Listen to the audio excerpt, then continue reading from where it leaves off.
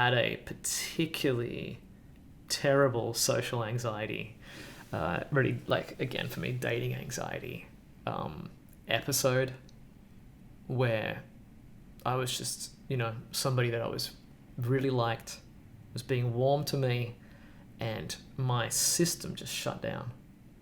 I would refer to it as like that my brain would just left the back of my head and just floated off somewhere. I couldn't think. I didn't have words coming in. I just sort of stood there, mute, unable to think of anything, unable to act, just like really, really shut down by anxiety without a lot of insight into what was happening, just aware I was really shut down. And my friend, meanwhile, who I was hanging out with, who had no interest in this person, had no anxiety because didn't care about the outcome at all.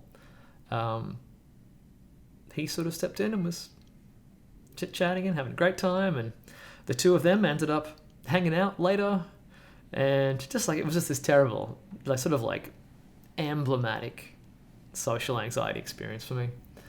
And I was so frustrated after that like what I kept asking myself, I'm like, evolution is supposed to set you up to be, to pass your genes along, right? It's supposed to be making you at your best when it matters. Like, isn't this like, shouldn't it be wanting me to pass my genes along and all this kind of stuff? Why is it making me, be charming and friendly and fun and all this stuff around like guys or someone's mother, or like just think at times where I wasn't interested in somebody, and yet it turned me into like a stuttering, stumbling mess when I did like somebody. I'm like, what? Evolution's gone off the rails here. Like, what's happening? I was in grad school at this point, and so I had access to like all this research library. So I went there to try to figure it out, trying to study like what's going on here, and then this whole world opened up, like of all the scientific literature, and the guy who was the one that, like, the article study that I read that suddenly it all kind of lined up and made sense for the first time was Paul Gilbert. And just here, seeing his model of, this is not an evolutionary mistake. This is supposed to happen. The experience that I have, the anxiety that I have, the feeling that I'm going through, the behavioral stuff, the fact that it seems like it's happening against my will when I really, really don't want it to happen, that's not a problem.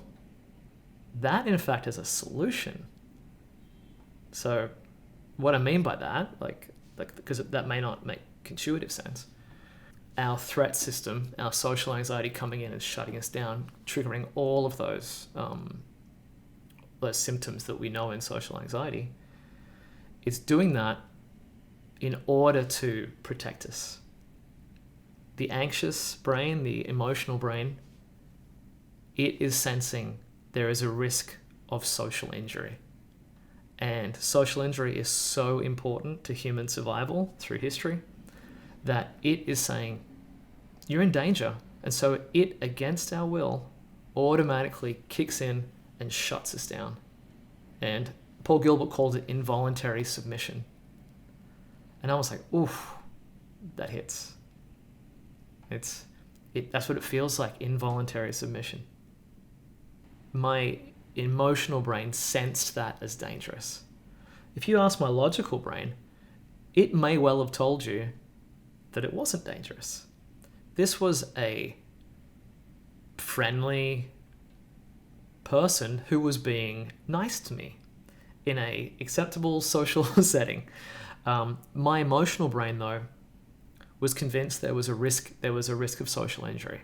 This person would, see my flaws and notice them and be really critical of those and be attacking and rejecting, and I would suffer this great drop in social status and humiliation. That's what my emotional brain is running through that social anxiety equation. Logical brain's not.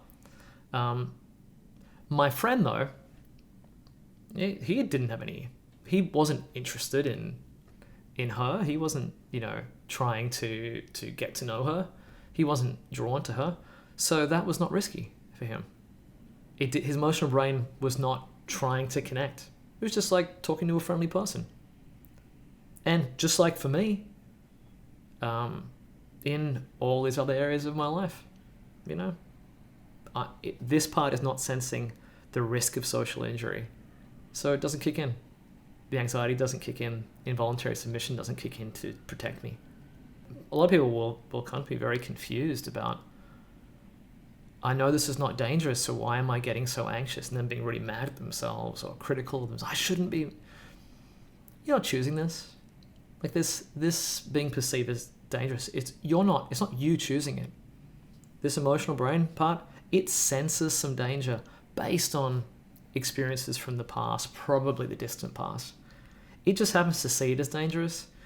And one way of looking at what you're doing in treatment, like especially for like the exposure part of treatment, of taking the armor off, being vulnerable, trying to connect, risking being seen as flawed, risking disconnection, risking a lack of fit.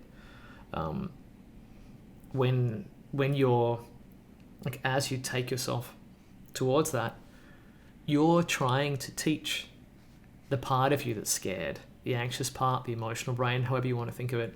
You're trying to teach that part of you it's not as dangerous as it feels. You need the logical part on board because it needs to think it's not dangerous, logically.